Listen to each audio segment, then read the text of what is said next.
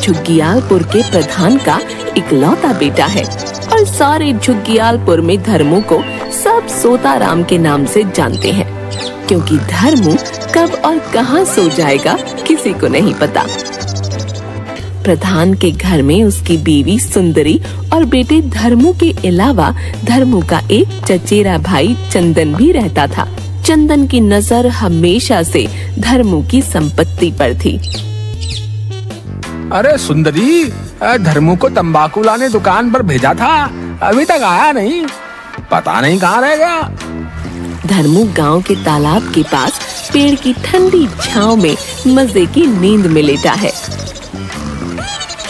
अरे कालू देख, आज सोताराम का नया ठिकाना है, इसके भी क्या कहने भाई है। एक मिनट रुक, जरा मजे लेते हैं इसके। तभी कालू बगल में पड़ी घास उठाता है और धर्मू के नाक पर लगाता है। धर्मू नाक खुजलाता है। उसके बाद कालू दोबारा फिर वैसे ही करता है। नाक खुजलाते हुए धर्मू नींद से उठ जाता है और चिड़चिड़ेपन से दोनों को खरी खोटी सुनाता है। क्या रे कलुए, तुझे तो एक दिन उल्टा टांग दूंगा। हाँ, कितनी अच्छी नींद में था, सब मजा किरकिरा कर दिया। अरे मुझे तो पिताजी ने तंबाकू लाने भेजा था, अब तो गया काम से। सुंदरी, हमारा बेटा कब इस लायक होगा कि वो सारी जिम्मेदारियां समझने लगेगा? अजी, अभी बचपना है, धीरे धीरे सब समझ जाएगा। काहे का बचपना, 20 साल का हो गया है, बच्चा कहाँ से है। उसकी सोने की आदत उसकी बहुत बड़ी कमजोरी है। अब पता नहीं हम दोनों कितने दिन जी पाएंगे, उसके बाद वो अपने आप को कैसे संभालेगा। तभी वहाँ चंदन आ जाता है और कहता है, अरे चाचा जी, चाची जी, आप लोग फिक्र क्यों करते हैं? मैं हमेशा धर्मू के साथ रहूंगा, बहुत अच्छे से ख्याल रखूंगा उसका। हाँ, आप फिक्र मत करिए। चंदन सही बोल रहा है जी, धर्मू का भाई उसका ख्याल रखने के लिए ही है। धर्मू की माता की तबीयत बहुत खराब हो गई थी। झुग्गियालपुर के वैद्य धर्मू की मां का उपचार करते हुए, प्रधान जी, बात कुछ इस तरह है कि सुंदरी जी के सीने में सूजन की वजह से इनकी ये हालत हो रखी है, जिसका एक ही इलाज है, खुरखुरी पहाड़ियों में बसे जंगल में पाई जाने वाली वो अद्भुत जड़ी बूटी। लेकिन वहां जाना खतरे से खाली नहीं। खुरखुरी पहाड़ियों पर आदिवासियों का राज है। तो क्या मेरी सुंदरी कभी ठीक नहीं हो पाएगी? हैं? क्या बात कर रहे हो?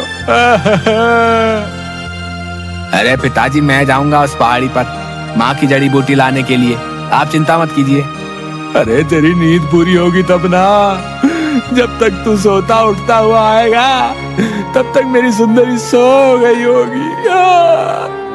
ये अच्छा मौका है, उन पहाड़ियों और जंगल में इस धर्मू को ठिकाने लगा दूंगा और उसके बाद तो सब मेरा ही होगा। अरे चाचा जी, आप फिक्र ना करो, हैं? मैं धर्मू के साथ जाता हूँ ना, हम दोनों जाकर जड़ी बूटी ले आएंगे और इस सोताराम को जगाता भी रहूंगा। हाँ, मैं जाऊंगा साथ में, ठीक है? चंदन के बिना भी मैं जंगल से जड़ी बूटी ला सकता हूँ, इसकी कोई जरूरत नहीं है साथ जाने की। अरे ऐसे कैसे, तू अकेला नहीं जाएगा कहीं, हैं? चंदन साथ जाएगा तेरे, समझा? अगले दिन सुबह सुबह धर्मू और चंदन दोनों खुरखुरी पहाड़ियों की तरफ निकल पड़े। थोड़ी दूर चलने के बाद, अरे यार बहुत देर हो गया यार, चलते चलते यार, थोड़ी देर बैठ जाते हैं यार, थकावट तो हो रही है, चल कुछ देर आराम कर लें। और जैसे ही दोनों एक पेड़ की छांव में बैठे, धर्मू 1 मिनट में ही खर्राटे लेने लगा। अरे सोताराम के साथ आकर गलती तो नहीं कर दी मैंने? चंदन साथ ली हुई पानी की बोतल से पानी उसके मुंह पर डालता है, जिससे धर्मू अचानक से उठ खड़ा होता है।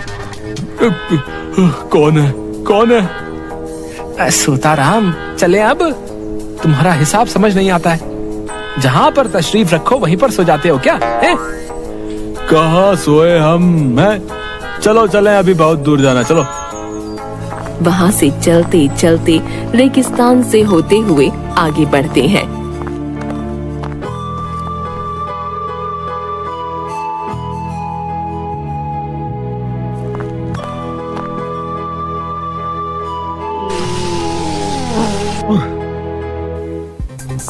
बाद चलते चलते दोनों एक पहाड़ी पर पहुंचते हैं, जहां पर दोनों आराम करने के लिए रुकते हैं।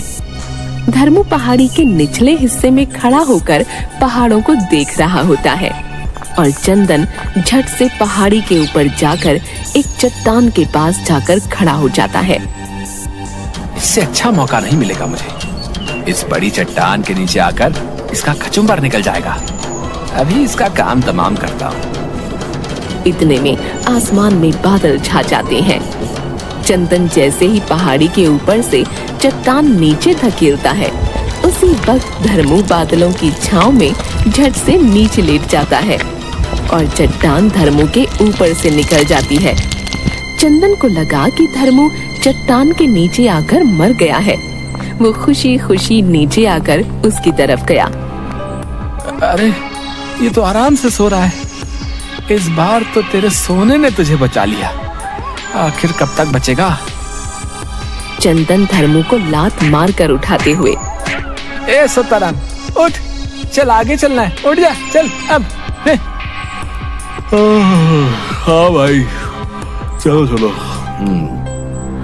मैं कहाँ सो रहा हूँ, चलो चलो चलो चलो चलो चलो, जल्दी चलो। चंदन और धर्मू दोनों जंगल की तरफ बढ़ते हैं और जंगल में कुछ दूर चलने के बाद, अब ये जंगल आदिवासियों का जंगल लग रहा है। मुझे सावधानी से चलना होगा। ये सोताराम कल मरे सो आज, मेरे लिए तो अच्छा ही है। तभी अचानक चंदन की नजर जंगल में छिपे आदिवासियों पर गई और वो झट से झाड़ियों के पीछे छिप गया। आगे पीछे देखकर, अरे चंदन कहाँ गया? चलो अच्छा है, थोड़ी देर झपकी ले ली जाए। इतने में एक आदिवासी अपने मुंह से बांस का बना जहरीला तीर धर्मू पर चलाता है। धर्मू सोने के लिए नीचे झुक जाता है, जिसकी वजह से तीर सीधा जाकर चंदन को लगता है और चंदन बेहोश हो जाता है। जंगल के बीच आदिवासी, जहाँ पर धर्मू सोया हुआ है और चंदन को कुछ लकड़ी के बने डंडों पर टांग रखा है। धर्मू जैसे ही आंखें खोलता है, देखता है सारे आदिवासी उसके सामने घुटनों के बल बैठे हैं। तभी धर्मू ने देखा उसकी एक तरफ एक लेटे हुए किसी व्यक्ति की मूर्ति है और दूसरी तरफ उसके सामने चंदन को डंडों पर लटका रखा है। वो समझ गया कि ये सब आदिवासी उसे कोई अपना भगवान समझ रहे हैं। अब मुझे चंदन को बचाना होगा, पर कैसे? तभी सोताराम आदिवासियों से कहता है, हमें जल चाहिए, जल। पर कोई आदिवासी उसकी भाषा समझ नहीं पा रहा था। तभी धर्मू ने कहा, अरे मेरे भाई को छोड़ दो, ये मेरा हुक्म है। धर्मू की ये बात भी कोई नहीं समझ पाया। कैसे समझाऊं इन जंगली इंसानों को, एक तो बहुत तेज नींद आ रही है। तभी डंडों के ऊपर टंगे चंदन ने कहा, अरे सोताराम, मुझे इनकी भाषा आती है, मुझे बताओ क्या कहना है, मैंने समझा दूंगा। चलो ये तो अच्छा हुआ, डंडों के ऊपर टंगकर दिमाग तो सही काम कर रहा है। इनको बोलो कि मुझे यानी कि चंदन को आजाद कर दें, नहीं तो मैं इनका देवता धर्मू, आपका इष्ट देवता, तुमसे नाराज हो जाऊंगा। उसके बाद चंदन आदिवासियों को वही कहता जो धर्मू ने उसे कहने को कहा और कुछ आदिवासी झट से चंदन को नीचे उतार देते हैं। सभी आदिवासी सिर झुकाए घुटनों के बल बैठे रहते हैं और अब चंदन को अपने किए पर बहुत पछतावा हो रहा था। मुझे माफ कर दो सोताराम, मैं लालच में आकर बहुत बार गलती कर बैठा। मेरे भाई, मुझे माफ कर दे। भाई कोई बात नहीं, भाई हो तुम मेरे। चलो अब जल्दी से जड़ी बूटी लेकर घर निकलना है, माँ पिताजी इंतजार कर रहे होंगे। उसके बाद दोनों पहाड़ी जंगलों में वो जड़ी बूटी ढूंढते हैं और जड़ी बूटी लेकर घर की तरफ निकल आते हैं। चंदन और धर्मू घर पहुंचते हैं। माँ, अब तुम जल्दी ही ठीक हो जाओगी। लीजिए वैद्य जी, जड़ी बूटी लीजिए। अरे वाह धर्मो और चंदन, तुम दोनों ने कमाल कर दिया। ये जड़ी बूटी आज तक कोई हासिल नहीं कर सका था।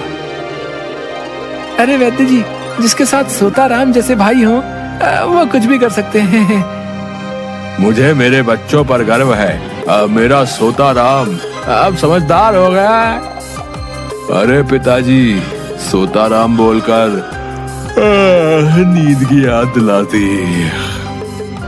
सभी एक साथ हंसने लगते हैं।